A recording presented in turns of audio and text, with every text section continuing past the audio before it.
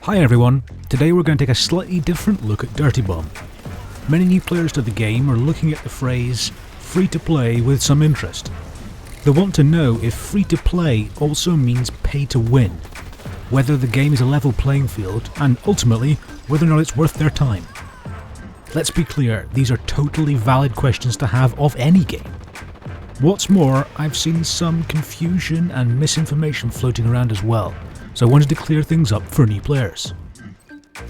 One of the first items in the game you'll probably see talked about is Loadout Cards. These cards control almost all aspects of a character's customization, from the main and secondary weapons to additional abilities and even the in-game and first-person weapon skins. You may have even played for a while, been killed by a person with like a silver or gold loadout card and wondered what that meant. So let's take a look at that for a second. Cards have a sort of hierarchy or rarity. For every merc you have access to, you will always have access to the default level card. That's the basic card on all fronts. Default guns, no extra abilities, no nice extra cosmetic effects. The next up is lead level. This card may swap a different primary or secondary weapon, no better, just different, but in comparison to the default loadout card, you have one extra ability, or augment, when you use that card. Up one more tier and you're at iron level. That's the same as lead, but now you have access to 2 augments. Okay, up another level and you have a bronze card. The same thing again. Think the iron card with a 3rd augment, and an arguably cooler looking character skin and first person gun camo. The key point here, and let me be clear on this, there is no more powerful loadout card in the game than a bronze level card. Let me put that another way. Silver, gold, cobalt, and even the fabled obsidian loadout cards offer no extra functional differences. It's the same guns, it's the same abilities, they just look nicer. The differences are cosmetic only. So, now we know bronze is as far as we sort of need to get in order to have the maximum number of abilities accessible for us. So, how difficult is it to get a bronze card? Well, if you're new, you've maybe leveled up your count to maybe 2 or 3, something like that. You've probably noticed that you've been earning both credits and also random drop cases after playing a match. I'd estimate they drop every 4 to 6 games, something like that.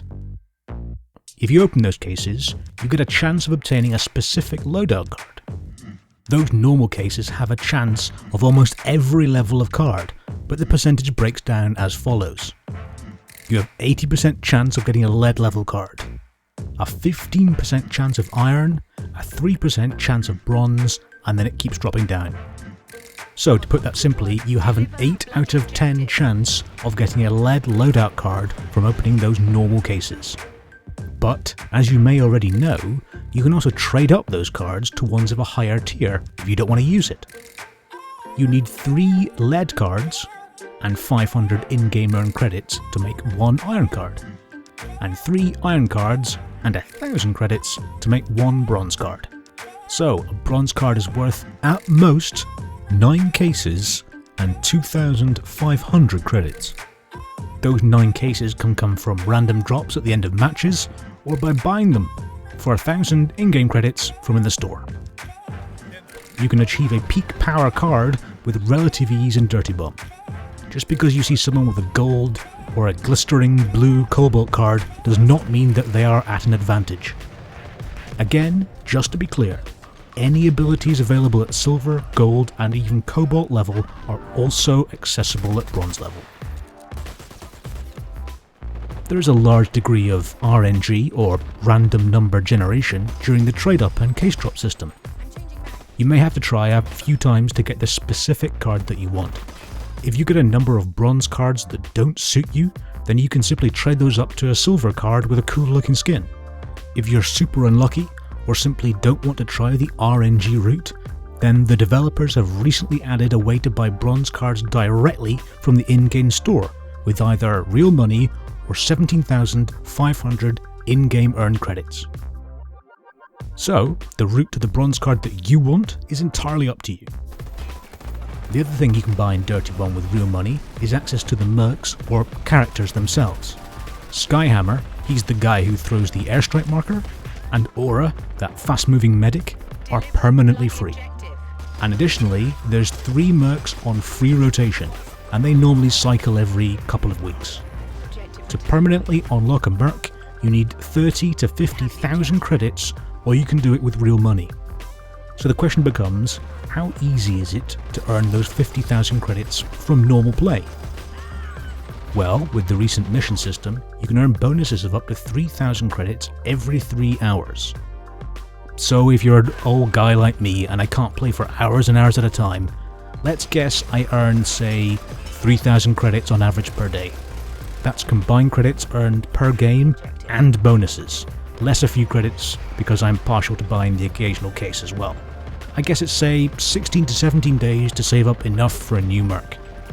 But in reality, it's not even that long. If you do your missions a couple of times a day, or even on the weekends do them, say, 3 times, you can get to the levels you need much quicker. And actually, as I write this, it's a double XP and credit weekend. So I think I've made around 12 to 15,000 credits just in the last couple of days. Once you understand how to maximize your earning rates, you can find a way that suits you best. So let's come at this from a different angle.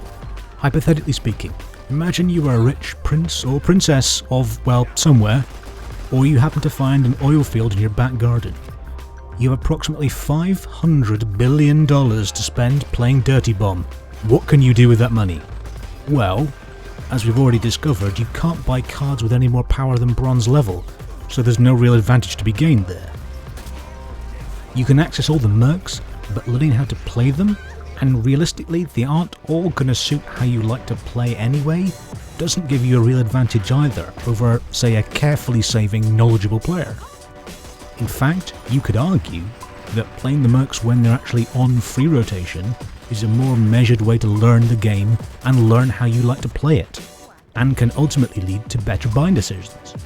Also keep in mind that you can't buy in-game credits with real money either.